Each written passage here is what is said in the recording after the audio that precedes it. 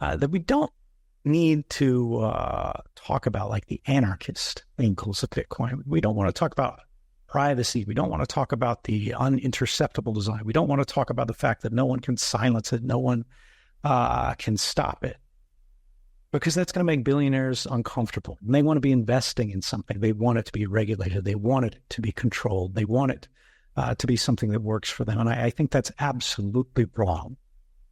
We need to talk about the rules and values of the system, the crypto part of cryptocurrency. That's what makes it special. I don't care if it makes billionaires uncomfortable. I don't care if it makes JP Morgan slower to allocate. They don't get a vote because, frankly, they're coming along on this ride whether they like it or not. Bitcoin Zella stands out with its simplicity and clarity. We've crafted an experience that anyone can dive into, whether you're a crypto expert or just a new to the crypto world. Now, guess who keeps his eye on us? The author of best-selling book Rich Dad, Poor Dad, Robert Kiyosaki. And we want to take this opportunity and thank all the people who trusted us, and we read every comment. And the best part, it's free. Subscribing now means you will get all new information for free. Don't just follow the trends, stay ahead of them. Subscribe to Bitcoin Zella today and enjoy the new edge. Edward Snowden talks about the future of Bitcoin taking over the dollar systems, and why he thinks that the government is trying to control Bitcoin as they don't like the privacy that Bitcoin provides and more. The dollar is done.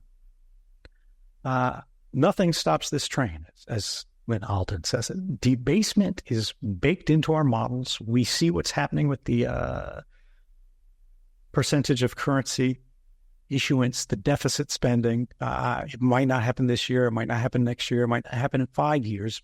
But it's very clear looking at the progress of history where these things end.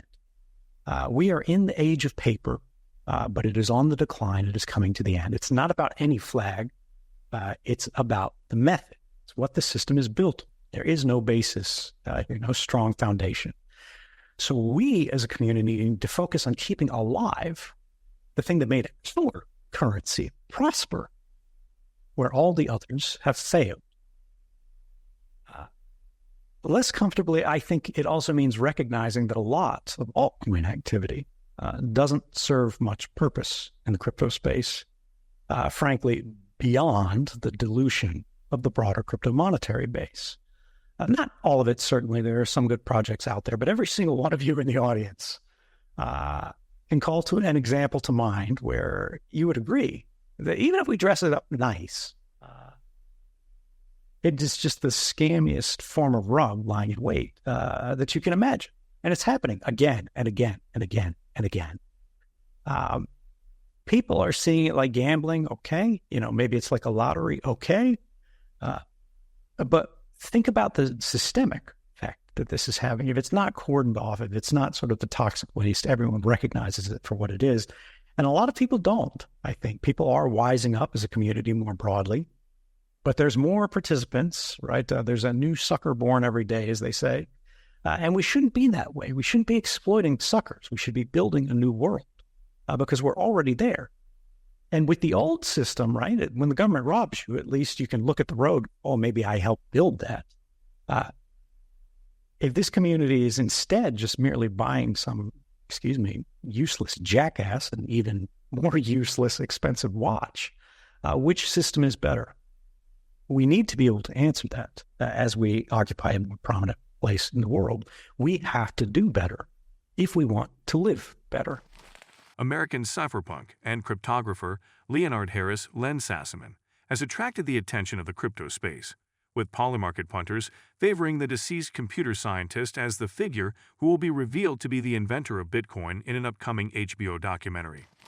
On October 3, filmmaker Cullen Hoback announced an upcoming HBO documentary titled Money Electric: The Bitcoin Mystery. Hoback promoted the film on X, saying that he was tracking down somebody else who had disappeared, implying that he had been attempting to find the creator of Bitcoin, Satoshi Nakamoto. Hoback is known for his HBO miniseries titled Q, Into the Storm, where he claimed to have identified some authors of the QAnon conspiracy theory, an unproven speculation pitting former President Donald Trump against satanic pedophiles within Hollywood. While the documentary's creators did not list who they thought would be Nakamoto in the trailer, polymarket gamblers quickly placed bets on who may be outed as the Bitcoin creator. As of October 5, 44.5% of bettors favor Sassaman, with other prominent Bitcoin figures like Hal Finney, Adam Back, Nick Szabo, and Paul LaRoufs following in the list. Sassaman attended a private school in his native state of Pennsylvania and was a prodigy in cryptography. While still in his late teens, Sassaman moved to San Francisco, California, and became a regular in the cypherpunks community, a computer privacy movement that started in the late 1980s. He eventually went on to study under David Chaum, who is widely dubbed the godfather of crypto. Sassaman worked on projects such as the Pretty Good Privacy (PGP) software and its update, GNU Privacy Guard. He and his wife, computer scientist Meredith Patterson, founded the SaaS startup Osagato. While Sassaman had a lot of achievements, the cryptography expert was diagnosed with depression in his teens. On July 3, 2011, Sassaman died of suicide at the age of 31. Following his death, a tribute to Sassaman was encoded into block 138,725 of the Bitcoin blockchain.